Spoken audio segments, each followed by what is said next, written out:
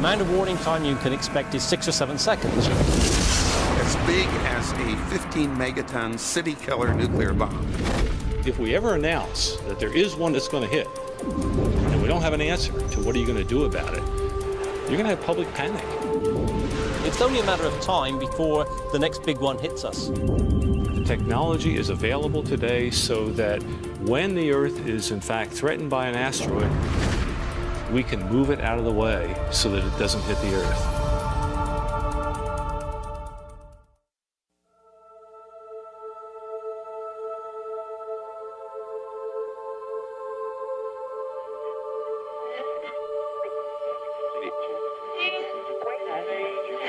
Checking out traffic this morning along the Gardner, Guy Valentine. It's a bit of a battle for drivers without cover. I'm talking if you don't have any shade, you're fighting some pretty bright sunshine. And also caution on Highway 7 going eastbound. And northbound Don Valley Parkway on the ramp to eastbound 401, we've got a disabled vehicle. June the 14th, 2002. It was just another busy workday with all the usual hustle and congestion. With all the close calls and near misses that people all over the world have come to accept as the normal level of risk in everyday life.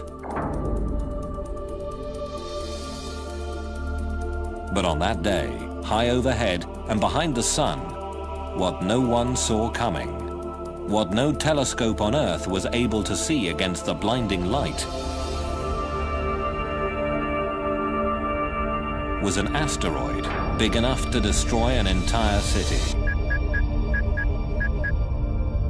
From behind the sun, asteroid 2002 MN came hurtling towards Earth, faster than a speeding bullet. It shot past, less than a third the distance to the moon, and nobody saw it, until 3 days later, when the rock emerged from Earth's shadow into the night sky, going away. It looks like the Earth just dodged a bullet. Actually, it was an asteroid. Scientists say it blew by last week at a distance they describe as a close shave. The airline industry would call this a near miss. Scientists who study asteroids and comets called it a problem. The threat of asteroid impacts on the Earth is very real. We know that throughout history this has happened. The craters we see on the moon are examples of the kind of impact history that the Earth has had. But it also happens very rarely. So it's a very unusual kind of hazard. It's a hazard in which the risk in any one year is very low, but it does happen, and if it really did come about on our watch, it could end civilization. These cosmic bullets originate on the far side of Mars, in the main asteroid belt, where a bracelet of celestial debris circles the sun. Millions of rocky fragments, building blocks of a planet that never quite came together when the solar system was formed. What's often depicted as a busy cosmic junkyard is actually more like a big empty speedway. The rocks are far apart and moving very fast, ranging in size from pebbles to boulders to rocks the size of Mount Everest. Occasionally, the tug of Jupiter's enormous gravity drags an asteroid off course, causing it to crash into another asteroid.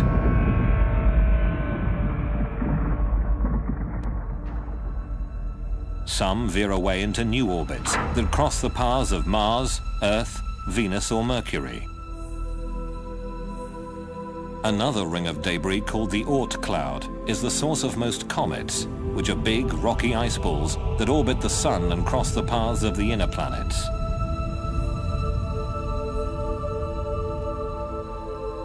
All the inner planets and our moon bear the scars of numerous asteroid and comet impacts. We do get hit all the time by pieces of debris from asteroids and comets. In fact, 40,000 tons of cosmic debris plummets into the atmosphere every year. We see them every night as shooting stars. They don't hit the Earth very often, but when they do, clearly it isn't just going to be a matter of a shooting star seen in the sky. So it is inevitable. It's only a matter of time before the next big one hits us. Even small rocks can make a big impression. In 1908, about 2,000 square kilometers of Siberian forest were instantly flattened as an asteroid exploded near the Tunguska River. The impact site was so remote, researchers had to mount a wilderness expedition just to find the place. When they arrived, there was no crater. Paintings, based on eyewitness accounts, described a fireball. A horrendous explosion in the sky. Didn't actually come crashing down to the ground. It exploded maybe 5 to 10 kilometers up in the atmosphere, and that made a big blast wave in the atmosphere, and that is what did the damage. All this was caused by a relatively small asteroid, somewhere between 50 and 100 meters across. Roughly the same size as asteroid 2002 MN, the one we couldn't see coming. Tunguska's 2,000 square kilometer blast wave would have leveled London. But as bleak as the thought of cosmic collision may be, there is at least a glimmer of hope. One of the special things about the asteroid impact problem is that unlike the weather or earthquakes or other natural hazards, we, at least in principle, we could do something about it. And when we know one's coming for us, our claim is that the technology is available today to stop it. On the Earth, we've got active geology, we've got volcanoes, we've got earthquakes, we've got continental drift, we've got rain, we've got wind, we've got storms, we've got snow. All of those things erode away craters, and that, in some ways, actually fools us into thinking that indeed the Earth doesn't get hit as often as it actually does. Counting craters on the moon and then estimating how often the Earth gets hit can be a pretty sobering exercise. One scientist who made that kind of calculation was astronomer Ernst Opic, who published his impact estimate back in 1951. The general public, however, paid little attention to the science or the implications. But one individual who did take the issue to heart was Lembit Opic, the astronomer's grandson, who got himself elected to Parliament. My grandfather is the reason why I carried on in politics, what he initiated in science. In essence, he was a pioneer. He saw the danger of asteroid and cometary impacts with the Earth, and he had the courage to speak up about them.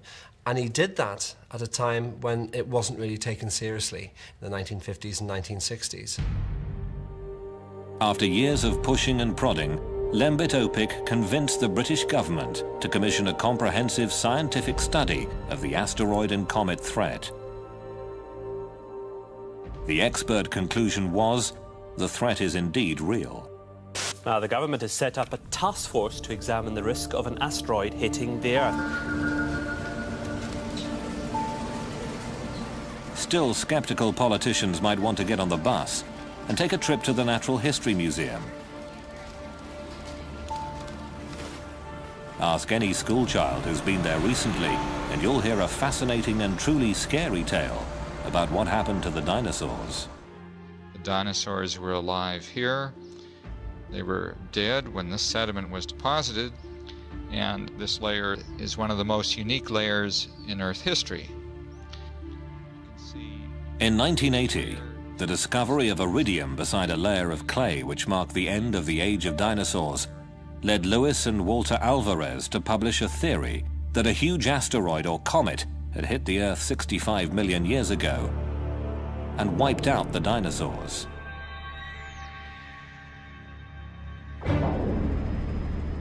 But for this concept to be confirmed, there had to be a crater. There may be tons of dinosaur bones in these dry canyons, but where on earth was the big crater? Just the kind of mystery a budding young scientist would love to solve. When I went back to... Off the coast of Mexico's Yucatan Peninsula, Dr. Alan Hildebrand investigated a huge gravity anomaly discovered by oil drillers back in the 1950s. Put that together with a semicircular magnetic anomaly, and you get a massive crater, 180 kilometers across, near a little village called Chicxulub Pueblo. Most of the crater is underwater now. Erosion and continental drift have covered the visible evidence. But 65 million years ago, This was ground zero. This object would have fallen through the atmosphere in just a few seconds. Just going through the sky, it would have been brighter than the sun. As soon as it contacts the surface of the shallow sea and Chicxulub, of course, it starts propagating the shock wave down into the planet, and it keeps pushing into the planet, and it only gets stopped maybe about 30 kilometers down. The pressure wave would have traveled around the entire planet in the atmosphere. You could have heard the impact on the other side of the planet. The giant impact fireball rising out of the hole, it would have risen, say, 10,000 kilometers above the surface of the planet. Near the impact site, it would have been so hot, it would have evaporated the clouds and been hot enough to make the forest, even a green forest, begin to burn. For Alan Hildebrand, finding that crater pretty much clinched the argument. Planet Earth had been all but sterilized by a rock the size of Mount Everest. 3/4 of the species of large animal life went extinct. We have made the case. We've got the qualitative information and we've got the statistics to show that there is a very serious risk. If you wanted to save planet Earth from cosmic disaster, where would you find people with all the right stuff to do the job? Well, Houston, Texas might be a good place to start looking. This town has that rarest of breeds, the space cowboy. Houston is home to NASA's Johnson Space Center, where rocket science is a way of life and astronauts learn their trade. If you could roll me 90 and then go down, I'll come in on my side. Behind a swimming pool big enough to swallow an apartment block, you'll find a small research lab where the rocket engine of the future is being built and bench tested.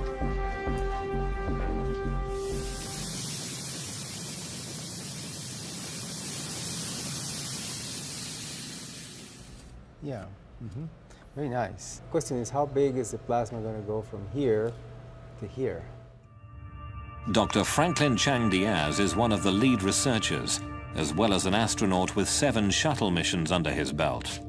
And in fact, there was a time in one of my flights where we got hit by very tiny micro meteorites, perhaps, or some sort of orbital debris, which made little tiny dents or little craters in the windows of the shuttle. Well, that tube is welded. Yeah, I did it. You already welded it. Yeah, I did it. First-hand experience with rocks in space gave birth to a new idea and a dual purpose to Chang Diaz's work here. His rocket engine has been developed for long-distance missions to Mars, or as far away as the icy moons of Jupiter. But it could also be used to push a dangerous asteroid out of harm's way. I am concerned enough to think that we need to not waste time arguing about it as to whether it's real or not. I think we need to move ahead and do the demonstration, because even if this is a threat which has a very low probability, all it takes is one, and we are history. But before we can send a spacecraft chasing after a rogue asteroid, we have to know where to look for it. In the American West, if you drive across the desert to the White Sands Missile Range in southern New Mexico, you'll find the most powerful and effective asteroid hunter on Earth. Scientists here have tested everything from rockets to the very first atomic bomb.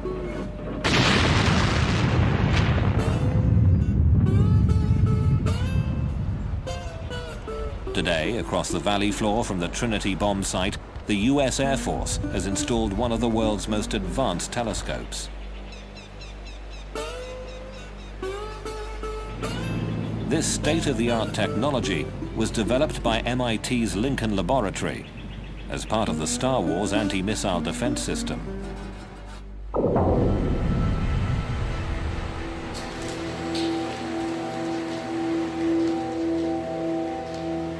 These may not be the world's biggest telescopes, but they clearly are the best when it comes to finding deadly rocks in space. This is LINEAR, the Lincoln Near-Earth Asteroid Research Facility.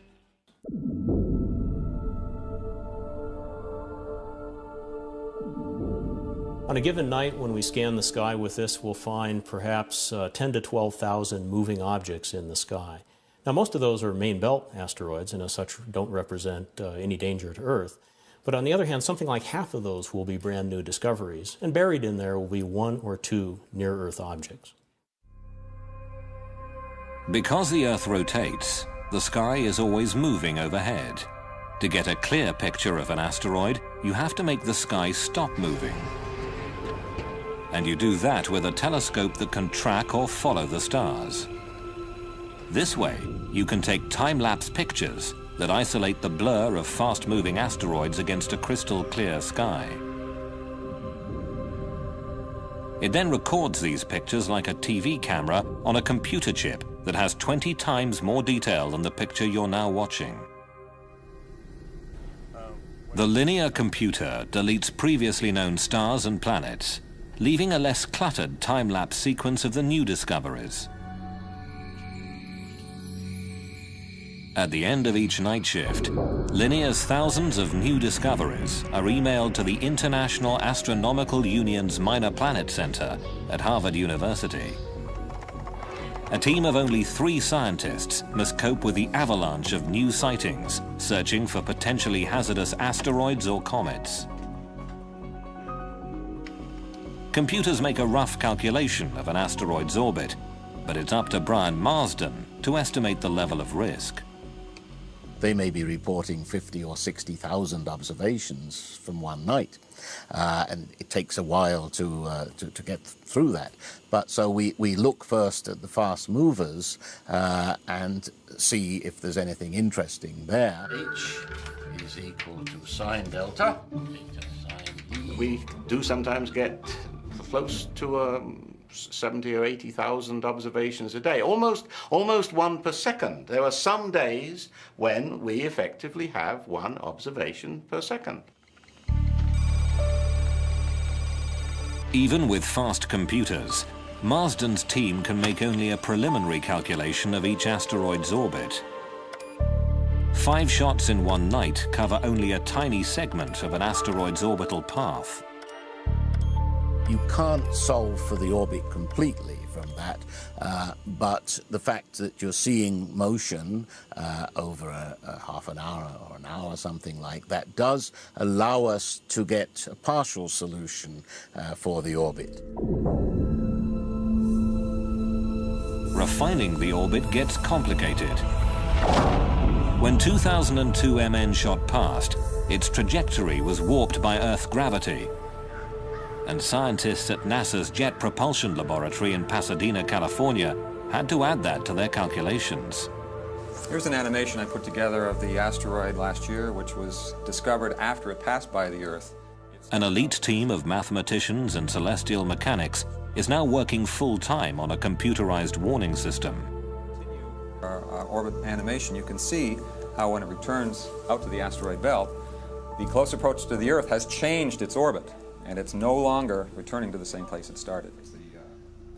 Because 2002 MN will circle around the Sun and come past us again, the NASA Orbital Mechanics team will have to adjust the calculation in order to know whether it will ever pose a danger to Earth at some point in the future.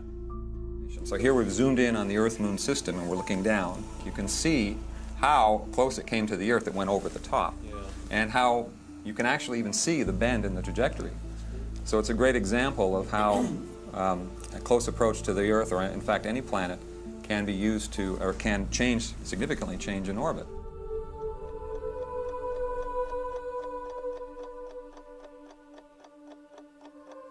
To know where an asteroid is likely to be in the future, you need a model of the solar system. Mechanical models that show the relative motions of the Sun and planets have been around since the early 18th century. They're called orreries.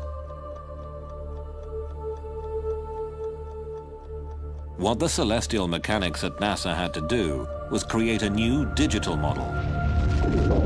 One that includes the gravitational attractions of all the planets and the Sun. And all the other forces that can affect where an asteroid might go. You just compute what forces are acting on this particular asteroid from all the planets and many of the minor planets in the solar system, and then we can actually trace the motion of that object around the solar system for hundreds of years. For scientists, the acid test of their mathematics came when a strange new comet raced toward Jupiter. A stream of cosmic bullets that would shock and amaze millions here on Earth.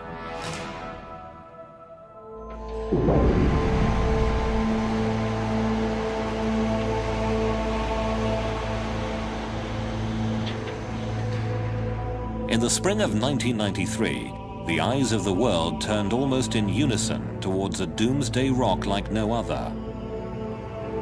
From the far side of the solar system, it flew in a death spiral toward the largest planet. Gene Schumacher, his wife Carolyn, and their colleague David Levy had discovered an odd-looking streak of light that turned out to be a fractured comet. 21 large chunks of icy rock and cosmic dust heading towards Jupiter. We knew we had something very unusual. It was so unusual we were a little unsure just what we were dealing with. NASA asked Paul Chodas and his team to calculate the orbit and predict whether this new comet would actually hit Jupiter. And it started off at some 60%, and before long it was 90%, and this was a year before impacts. As the impacts approached, we continued to predict not just the impact probability, which went very high, but where and when the comet fragments would hit the planet. And it was a prediction months in advance, and as we got closer and closer to the impacts, I kept wondering, well, is the math right? Will this actually happen the way it was predicted? A giant comet is on a collision course with Jupiter. Everybody on Earth who was paying any attention wanted to see if the comet would actually hit Jupiter. We have liftoff of the Space Shuttle Endeavour on an ambitious mission to service the Hubble Space Telescope. NASA's Hubble Space Telescope set its sights on the planet, and the pictures of what happened next were truly stunning. Right there! Oh! Get it! Wait. Oh, no. And then the impacts occurred. We were within minutes of getting the right answer on the time of impact, and the location of impact turned out to be just right. Over the next week, 20 more fragments of the comet crashed into Jupiter, some leaving scars as large as the Earth. Bang on its cosmic schedule, the comet's first impact was recorded by NASA within the last hour. When fragment G slammed into Jupiter, releasing an amount of energy equivalent to about 6 million megatons of TNT. In the wake of SL9, a group of concerned scientists gathered in Italy for a brainstorming session. They created a brand new international organization called the Space Guard Foundation. Okay, I'm going to join. To promote the discovery and study of near-Earth objects. Some people imagine that there are lots of astronomers out there scanning the sky looking for incoming comets and asteroids, and that, of course, is not true. In fact, until recently, there was hardly anyone out there looking. It's going to glow for about a half an hour and set everything on fire around you. But whose job is it to defend planet Earth? Weapons scientists from the United States and Russia had already held a series of meetings and came up with their own ideas about how to deal with the impact threat. You blow off some material, you get a reaction in this perpendicular direction.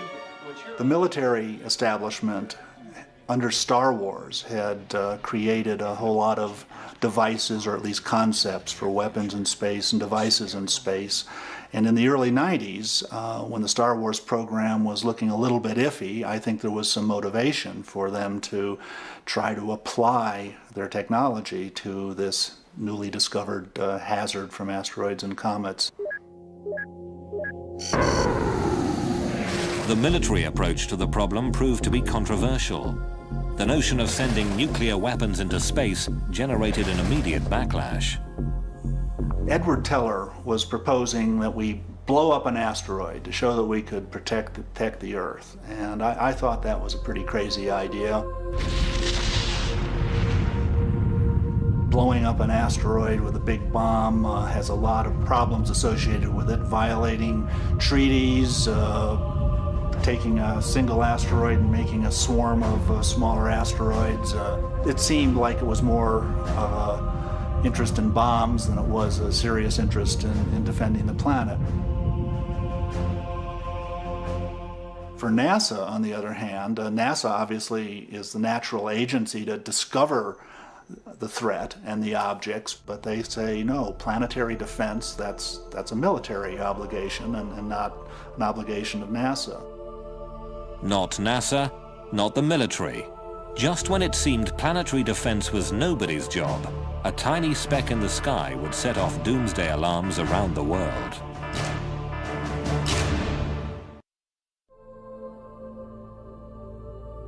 On a winter's night, the 6th of December 1997, a dim streak of light moving through the constellation Cancer was captured by a telescope in the Arizona desert.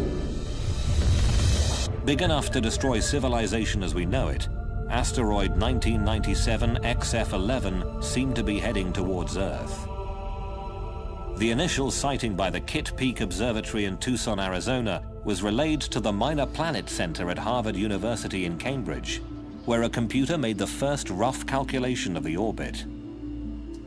They were pretty sure it would miss the Earth on this pass, but it would be coming round again, and it looked like there could be a problem in 30 years. There were indications of close approach to the Earth in 2028. That was about 45,000 kilometers, which really was rather close. With only a handful of sightings, the orbit calculation remained very rough. It was hard to tell where this rock was going. So Brian Marsden posted a bulletin asking astronomers around the world for more observations before the rock became too faint to see. I was saying, hey, get your big telescopes onto this. On the one hand, we're only going to be able to observe it for another month or so. We want to improve the orbit calculation and find out exactly how close it is coming. But one line in the bulletin said that the chance of a collision was small, but it was not entirely out of the question. Within hours of the website posting, reporters discovered XF11, and doomsday headlines screamed around the world. Because the close approach in 2028 would put the asteroid nearest to Europe, London newspapers focused on the exact moment life on Earth might possibly end. Pictures of it on the internet show it as a tiny moving blob. Scientists have calculated its path in the year 2028. Watch very carefully. September, October the 28th, the two coalesce. But at NASA's Jet Propulsion Laboratory in California, the orbital dynamics team thought there must be some mistake. The asteroid's orbit was affected by it. To my great surprise, when we ran our software, it said that the probability of impact of this particular asteroid in 30 years was essentially zero. As it turned out, the end-of-the-world asteroid would miss the Earth. That big rock in space posed no threat after all. A frantic hunt through the archives at NASA had turned up photographs of XF11 taken 8 years earlier. And as soon as those were placed into the orbit determination process, they confirmed the fact that there was no chance that it could hit the Earth in 30 years. The public at large was not understanding uncertainty in this. They wanted an immediate answer. Is it going to hit us or not? But people were paying attention. One side effect of the false alarm was that public and political awareness of the threat had been raised. 2 months after XF11, New hearings were held in Washington and NASA was told to speed up the science of asteroid detection. Finally, it seemed, there was a political will to do something. Congress gave NASA a 10-year deadline to search the skies and get a fix on the largest of the doomsday rocks. They called it the Space Guard Survey. While astronomers geared up to search the skies, Hollywood was going into overdrive. I would go to every dinner party and I would say, are you aware what would happen if a comet was actually on a collision course with the Earth? Oscar-winning screenwriter Bruce Joel Rubin was hard at work on the remake of a sci-fi classic.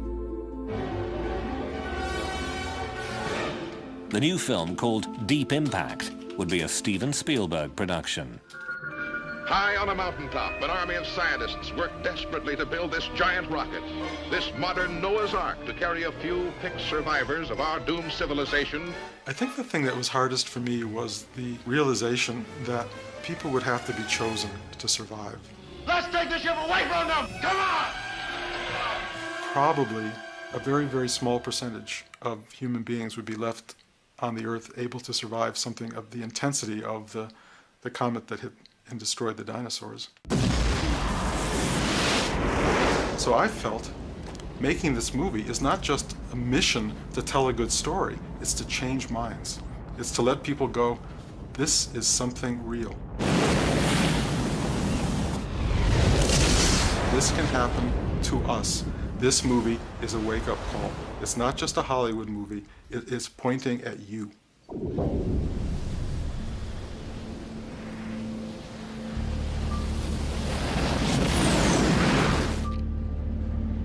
As Hollywood released Deep Impact, telling the world in no uncertain terms that cosmic collisions were no longer just a cosmic joke, real-life professional asteroid hunters were making movies of their own. But instead of using cameras, they worked with delayed Doppler radar. Take the same technology behind a police radar system, jump the power to 400,000 watts, and you've got NASA's Deep Space Network, with huge multi-dish systems, like the Goldstone tracking station in California's Mojave Desert. This is the main room of the pedestal of DSS-14. The first time radar astronomer Stephen Ostro bounced a signal off a rock in space, a wobbling blot of pixelated data bounced back. What looks like digital gibberish spoke volumes to Steve Ostro. Radar really does three things at once. One, it works at long wavelengths, so you're sensitive to structure on large scales and metal concentration. The other is you can make pictures. And you can't do this from the ground in any other way. You make pictures of objects, and then we take a sequence of pictures, and we go through a computational process to produce the 3D models. That's the second thing. The third thing is that it makes very precise measurements of distance and speed. When the 1,000-foot radar dish at Arecibo in Puerto Rico bounced a beam off an asteroid called Castalia, the data was translated into a 3D computer model. The very first radar movie showed how Castalia spins and revealed that it was actually two massive chunks of rock held together by weak gravity. Every time they made the trip to Goldstone for a new radar target, Ostro and his team were like kids reaching into a box of chocolates. They never really knew just what they would find. Asteroid Cleopatra, shaped like a dog bone, was roughly the same size as the state of New Jersey and was made almost entirely of metal. Echoes from asteroid Tutatis produced images of a rocky, cratered surface and a wobbling, tumbling spin. Every single one of these objects that we've made a shape model of is very different. This is Tutatis. From a telescopic smudge of light to a 3D shaped model, radar gave them physical details and the first clear idea of what asteroids are really like. In the year 2000, the radar movie crew developed a dark and mysterious new image, asteroid 1950 DA, a big rock that gave everybody a bit of a shock. Once we got the radar data, We began the normal process of just seeing how far in the future we could predict this thing before the uncertainties in the orbit blur out. And in this case, we could go over 880 years into the future. And what was startling about that case was the impact probability turned out to be non-zero. Non-zero means there is a chance this rock could hit us. On March the 16th, in the year 2880, 1950 DA will cross the Earth's orbit. Will it hit us? The odds, 1 in 300. If 1950 DA does hit the Earth, the most likely point of impact would be at sea. Of all the big asteroids discovered thus far, this is the most dangerous one we know. Eric Asfaug and Stephen Ward have created a computer model of the impact. Yeah, it's kind of funny how this started. It was with the movie Deep Impact, and I was getting phone calls. Lots of people were getting phone calls about the movie, whether it was accurate, the big cresting tsunami coming across. The concept here is that this asteroid, which is about 1 kilometer across, will hit the ocean at 17,000 miles per hour, and it'll blow a hole in the ocean about 19 kilometers across and all the way to the bottom. And so when this huge hole of water gets blown into the ocean, the water will run back in again, and it overshoots and then collapses and overshoots many, many times, and each time it pumps out a wave. So it starts out hundreds of meters high, comes ashore on the coast of North America at about 50, 60 meters. Up toward Canada, Grand Banks, it's about 40 meters. 20 meters here in the coast of South America, and about 15, 20 meters all the way over to Europe. These waves would run inland about 4 kilometers. So pretty much everything within 4 kilometers from the beach would be covered up repeatedly. And so we'd pretty much be wiped away like you're scrubbing the floor. You know, just scrub like this, and it's pretty much we'd all be carried back out. In February 2001, a NASA spacecraft called Near Schumacher made the first ever landing on a chunky, pockmarked rock named after the Greek god of love. Asteroid 433 Eros is 33 kilometers long and 13 kilometers wide, one of the largest near-Earth asteroids. The pictures were spectacular.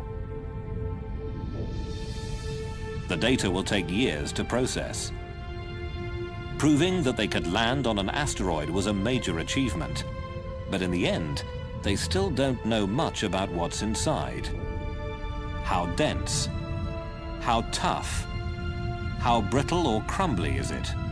What would happen if they gave it a good shove? The surface appearance of any dark and mysterious object can be very deceiving. So these two spheres, as far as I can tell, have exactly the same mass, the same compressibility, the same color. If I were a spacecraft orbiting these and these were asteroids, I'd be very hard-pressed to tell which was which. Yet, if I dropped them from a height, and only one of them bounces, really illustrates the fact that one of these responds elastically and one of these responds like a lump of clay. And it's critical to really go and find out what's inside before we even start thinking about moving these things around.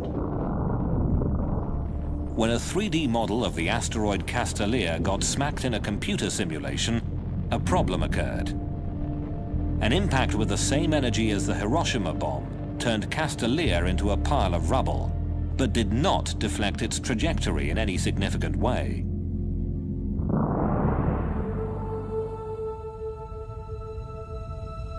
But there are other ways to apply force to deflecting an incoming asteroid.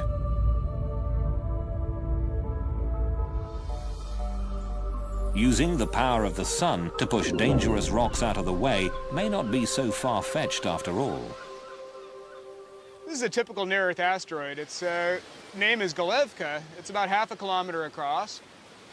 It's a hazardous asteroid. Its most likely fate is going to be to strike the Earth someday, thousands of years from now. Modern-day researchers like Eric Asfaug say the idea of a giant orbital magnifying glass to burn space rocks could work. You create a vapor plume in one direction, and that starts the asteroid moving in the other. It's a very gradual process. It's not going to happen instantaneously. You need to know where this guy is 100 years or 50 years ahead of time. But if you do, you've got all the time in the world for a satellite to sit there, no human intervention whatsoever, and it'll gradually shove the asteroid into a different orbit and it'll miss the Earth. Some of the technology to do this already exists.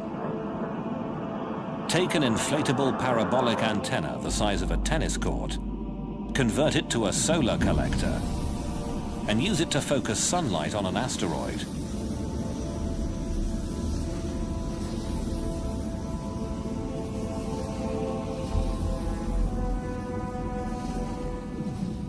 The Russians have built and are testing a giant sail that captures the minute pressure of sunlight.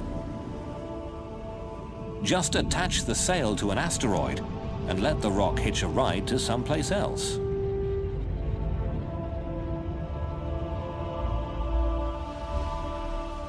But using the sun to save the Earth means waiting for nature to do the work. If we don't see an asteroid until the last minute, solar power would be too little, too late. A nuclear electric plasma engine could push an asteroid out of harm's way. The rocket technology at this NASA lab in Houston, Texas, could provide the power for a space tugboat. A group of astronauts and aerospace engineers is designing the B612 mission to prove that asteroid deflection can be done with existing technology. These are rockets that have very tiny amounts of thrust, but they are so frugal in the use of propellant that we can keep the rocket going for periods of the orders of a year. Building a better rocket engine is only the first step. Figuring out how to latch on to an asteroid, point it in the right direction, and push without losing control is the really tricky part. After years of research, NASA finally had it, the first complete draft of a plan, a demonstration mission, to save the planet.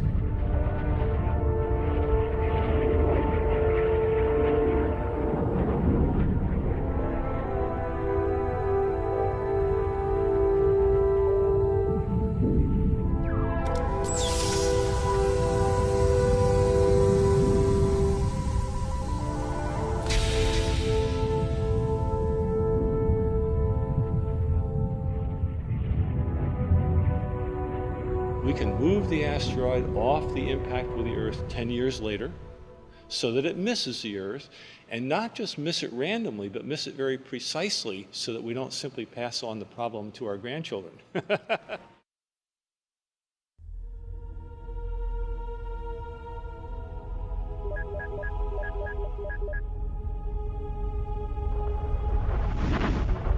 Midway through 2003, the Space Guard survey had reached the halfway point. A little more than half of the kilometer-sized near-Earth asteroids had been located, and the news was mostly good. For the 60% that we have already found, I can tell you that there is not a single one that poses a danger. For the 40% that we have not yet found, I can tell you nothing. One could hit tomorrow. Not very likely, but until we've found them and cataloged them, we won't know.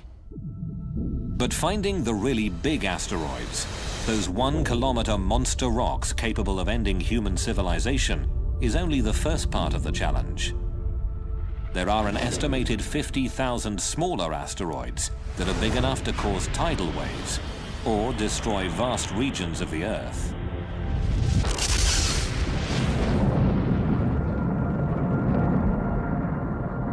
A 200-meter asteroid happens maybe once every 10,000 years, but that's like 600 megatons to 800 megatons exploding in one place. Recall the small 60-meter rock that exploded over Siberia in 1908? Well, even though it could have destroyed a city like London or New York, rocks that small are not included in the current Space Guard survey, meaning no one is officially looking for them. Which, of course, is the same thing as saying that chances are enormous that a Tunguska-sized object will find us before we even see it coming, as happened in 1908. That is likely to happen nowadays, that we won't see it coming. There has been talk of expanding the search to include smaller asteroids. It'll take more and bigger telescopes and, of course, more money. But until we do, we'll have no idea where those city killer rocks are.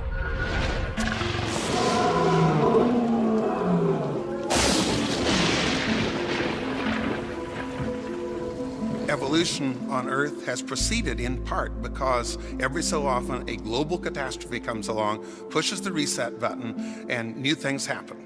It wiped out the dinosaurs 65 million years ago, and at the time, we mammals were just furry little creatures burrowing around in the ground, and an asteroid or a comet impact took out our principal competition.